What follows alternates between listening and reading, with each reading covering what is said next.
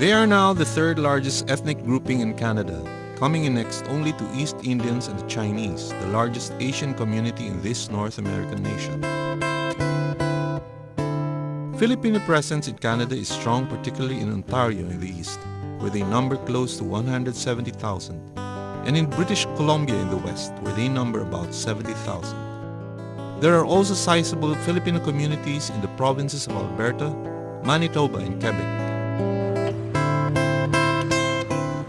Filipino presence in Canada is exemplified by this sign that can be found in the Vancouver suburb of New Westminster City, located along the Fraser River, British Columbia's economic lifeline. The Fraser River empties into the Great Pacific Ocean, and where it does, one can find the metropolitan offspring of the marriage between Deepwater Port and Transcontinental Railroad. This is Vancouver City, considered North America's Asian capital, where Filipinos are also the third largest non-white, non-European group of people.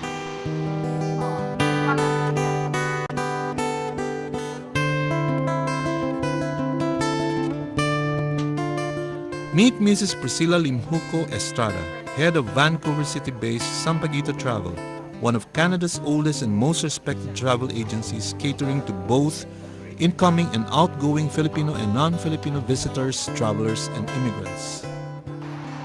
Mrs. Estrada, who migrated to Canada in the 70s, runs her travel business from this office located in another Vancouver suburb, the city of Richmond, reputedly the largest and most prosperous Chinatown in Canada. Her office sits next to a row of establishments that cater to Filipino-Canadian household needs, such as this store selling condiments, produce, and other foodstuff brought in from the homeland.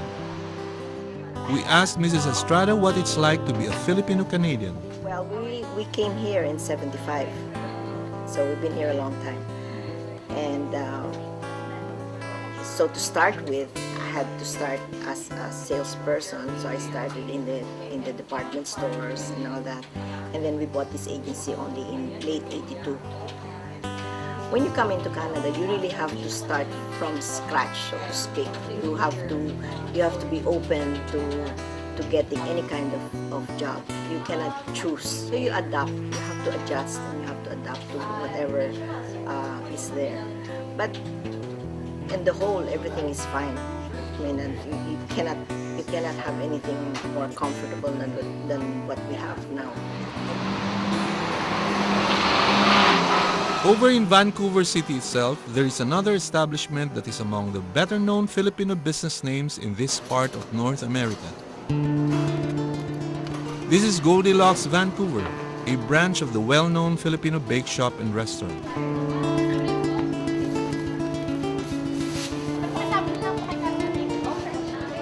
And this is Mad Shi, another Filipina who migrated to Canada in the mid-80s, who is now Goldilocks Vancouver's managing director. We also asked Mad Shi, an ethnic Filipino-Chinese born and raised in Manila, how it is to be living and working in Canada. I've been here 21 and a half years. Yes, my family moved to Vancouver in 1984. Yes. For me personally, it was a difficult adjustment because I was in high school, and Vancouver 20 years ago was pretty slow.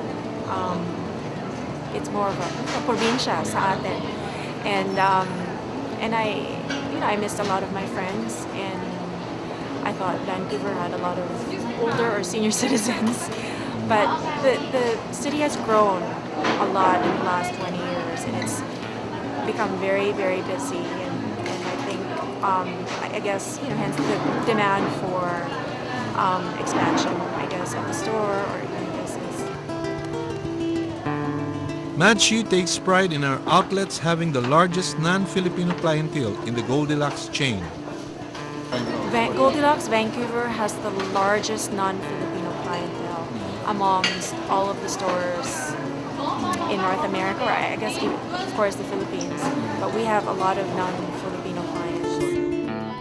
Goldilocks is a favorite lunch hour place for Filipinos who presumably find comfort dining on the pansit, puto, dinuguan, kalderetang baka, adobong pusit, and other traditional homeland food that comprise Goldilocks restaurant fare.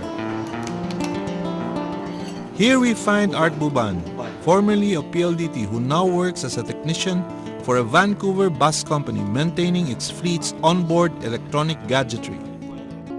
Nagre-repair ako ng mga electronic onboard ng mga buses, computer ng bus, tsaka yung mga lagay ng pera.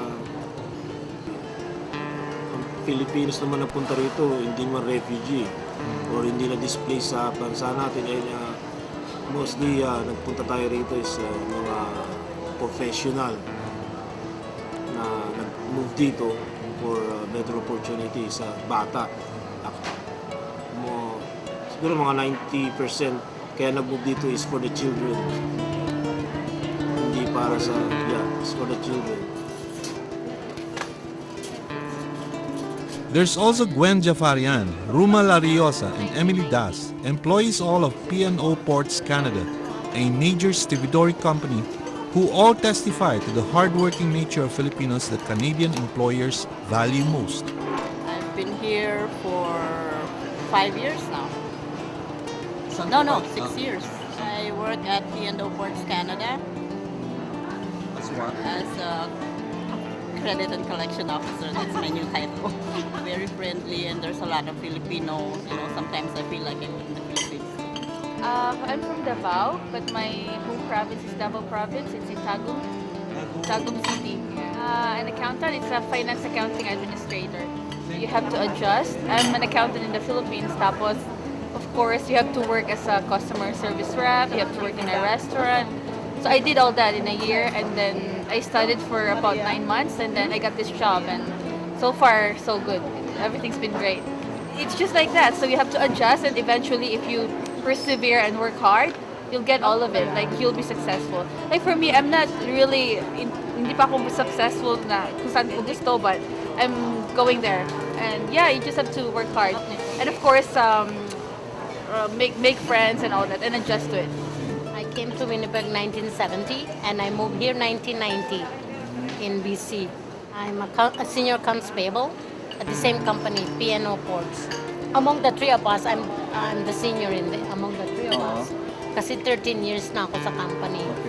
I experienced that too, 1970. You cannot choose whatever, and then as you grow older, as you grow, yung matagal ka na sa bayan, pwede ka nang magano kasi may experience ka na.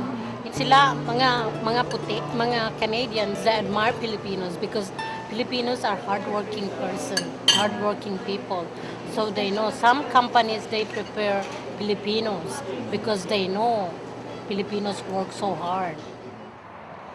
Apart from being a country where the dream of a better life can be earnestly pursued and realized, what is there in Canada that has attracted these Filipinos to come and stay?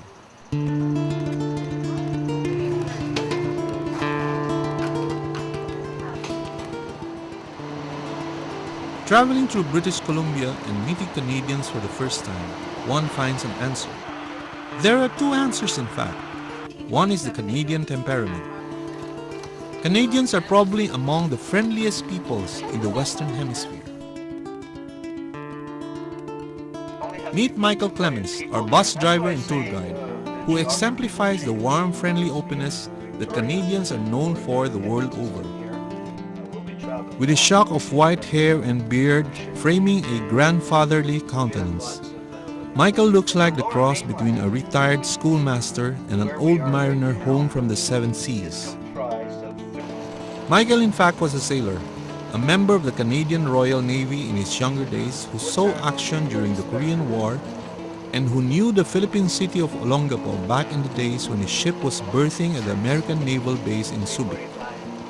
Never drink with more than 2 rum and cokes in you if you're driving in snow. Michael is a voluble walking encyclopedia of Canadiana, who regales us with cheerful banter while he drives us through a countryside swathed in the white robes of winter.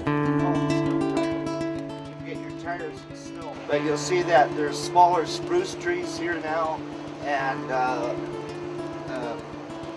grassland. One of his favorite topics is the Canadian landscape and climate, and how these change as one goes farther inland and away from the Pacific coastline. Almost prairie. from wet and rainy in Vancouver near the sea, to snowy and serene in the rolling hills, plains and valleys of the Thompson Okanagan, a region of northern British Columbia overshadowed by the majestic blue slopes and snow-capped peaks of the Canadian Rockies. The Canadian temperament, it seems, is like the Canadian climate and landscape, especially in British Columbia, where it alternates from dry to wet and snowy in between, thus agreeing perfectly well with the Filipino visitor's need for warmth and sunshine, and his curiosity for snow and the winter wonderland. Back there and lift your feet.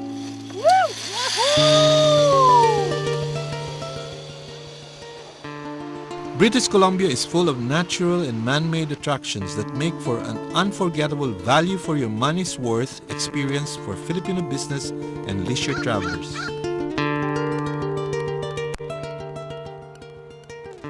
These include skiing, biking, and trekking destinations such as Whistler Village, located up in the coast mountains surrounding the Vancouver area, that will certainly click with Filipino travelers who love the great outdoors.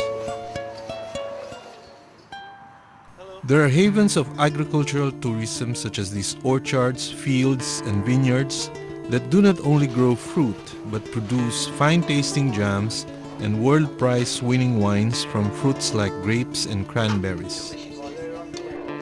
And for the heritage buff, national historical sites like Fort Langley, veritably the intramuros of British Columbia, where the British Crown colony formally became a province of the Dominion of Canada in the late 19th century.